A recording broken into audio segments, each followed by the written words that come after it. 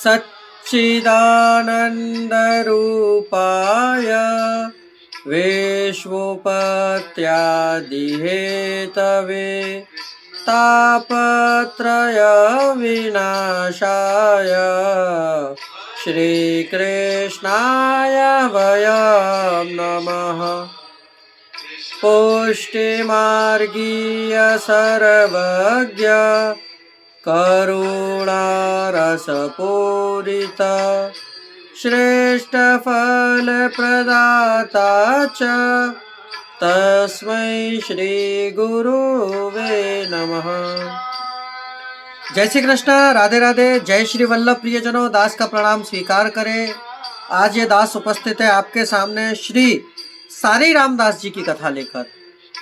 कथा प्रारंभ करने से पहले दास आपसे नित्य की तरह आज भी निवेदन करना चाहेगा कि यदि आप हमारे चैनल पर नए हैं तो हमारे चैनल को सब्सक्राइब करिए। हो सके क्या करिए, शेयर अवश्य करिए, आप लाइक भी करिए और कमेंट बॉक्स में राधे राधे, जय श्री कृष्ण, जय श्री वल्लभ भी अवश्य लिखिए। बस शेयर करने के लिए दास आपसे नित्य निवेदन इसलिए करता है कि आप जितना शेयर करेंगे उतना ही अपना, हमारा और आपका ये सनातनी परिवार बड़ा होगा। तो चलिए शुरू करते हैं आज की कथा। कहते हैं श्री सारी रामदास जी महाराज श्री अनंतानंदाचार्य जी महाराज के शिष्य थे। आप परम वैष्णव संत थे और भगवत धर्म के प्रचारार्थ तथा भगवत विमुखों को भगवत मार्ग पर लाने के उद्देश्य से निरंतर विचरण करते रहते थे। एक बार की बात है, आप विचरण करते हुए एक ऐसे गांव में पहुंच गए जहां के लोग वैष्णव द्वेषी और भजन विरोधी थे। श्री सारी रामदास जी एक गृहस्थ का द्वार खटखटाया और जय सीताराम का उद्घोष किया। उनकी आवाज सुनकर गृह स्वामी बाहर निकला और उन्हें देखते ही कुवाक्यों और दुर्वचनों की बौछार करना प्रारंभ कर दी। परंतु संत की प्रकृति श्री रामदास जी शांत बने खड़े रहे। साधु की साधुता भी दुष्ट के क्रोध को बढ़ाने वाली ही होती है। अतः जैसे कोई आपसे क्रोध कर रहा है और आप शांत रहेंगे, कई लोगों के मुख से हमने सुना है कि क्रोध करना अच्छा नहीं है, क्रोध करोगे तो सामने वाले के लिए शांत रहो। परंतु जो सामने वाला शांत रहेगा ना, तो वो क्रोधी इंसान शांत होने के बजाय उससे उठना ही उल्टा बोलेगा। ऐसे ही सारी रामदास जी बड़े ही शांत खड़े रहे और वह क्रोध से पागल हो गया। जब उससे कुछ नहीं हुआ तब उन्होंने संत को जोर से धक्का दिया और बाहर भगा दिया और चेतावनी देते हुए बोला, अगर दोबारा इस गांव में दिखाई दिए तो तुम्हारी खैर नहीं, ध्यान रखना। श्री रामदास जी के मन पर उनकी बातों का और उनके कृत्यों का कोई प्रभाव नहीं पड़ा। वे तो निर्विकार ही रहे और शांत भाव से ग्राम से बाहर जाकर नदी किनारे बैठकर भगवान का भजन करने लगे। संत तो साक्षात करुणा विग्रह ही होते हैं। उनका कार्य ही भूले भटके जीवों को भगवत सम्मुख करना होता है। श्री रामदास जी के मन में ग्रामवासियों के प्रति लेश मात्र भी रोष नहीं था। वे अपने उद्देश्य की सिद्धि के लिए ही धरा पर विचरण कर रहे थे। संयोग की बात है, जिस समय आप नदी के किनारे बैठे थे उसी समय राज्य के राजा का राजकुमार मर गया।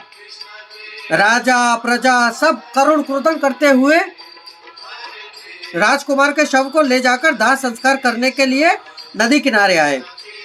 उस करुण क्रुदन को सुनकर श्री रामदास जी का संत हृदय द्रवित हो गया। वे राजा के पास गए और बोले, राजन, यदि आप और आपकी प्रजा आज से यह प्रतिज्ञा करें कि हम लोग साधु ब्राह्मण अतिथि अभ्यागतों की यथाशक्ति सेवा करेंगे, भगवान का भजन करेंगे, सबके प्रति सद्भाव रखेंगे, तो मैं भगवान से प्रार्थना करके इस बालक को जीवन दान दिला सकता हूँ। भला अंधा क्या चाहेगा कि उसकी दोनों आंखें सही हो जाए। राजा प्रजा सभी संत के चरणों में गिर पड़े और शपथ पूर्वक प्रार्थना की कि अब हम लोग कभी भी संतों और भक्तों का अपमान नहीं करेंगे, गायों की सेवा करेंगे, यथाशक्ति उनकी सेवा करेंगे, भक्ति करेंगे। राजा ने भी अपने राज्य में धर्म प्रचार और भक्ति भाव के प्रसार की शपथ ली। तब श्री सारी रामदास जी ने क्या किया कि आप श्री के पास में एक शालिग्राम भगवान का स्वरूप था।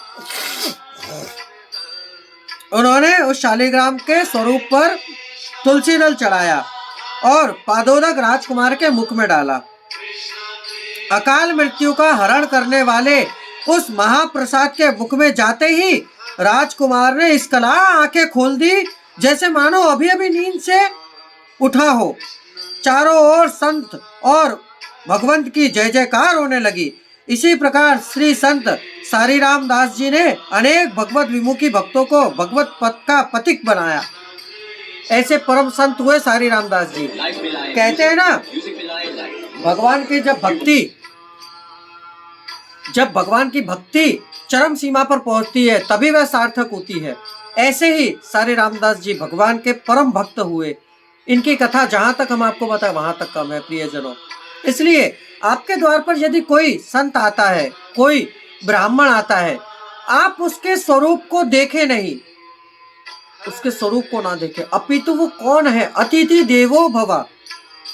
द्वार पर आया हुआ कोई भी अन्यत्र हो, आप दान धर्म करने से पीछे ना हटे। यदि आपके पास है तो आप दीजिए, अवश्य दीजिए, और नहीं है तो दो हाथ जोड़ दीजिए, परंतु उनका अपमान ना करें। ये जनो, आज की कथा यही पूर्ण होती है। कल पुनः मुलाकात होगी नई कथा नए प्रसंग के साथ। दास को आज्ञा दीजिए। जय श्री कृष्ण, राधे राधे, जय श्री वल्लभ, अस्तु।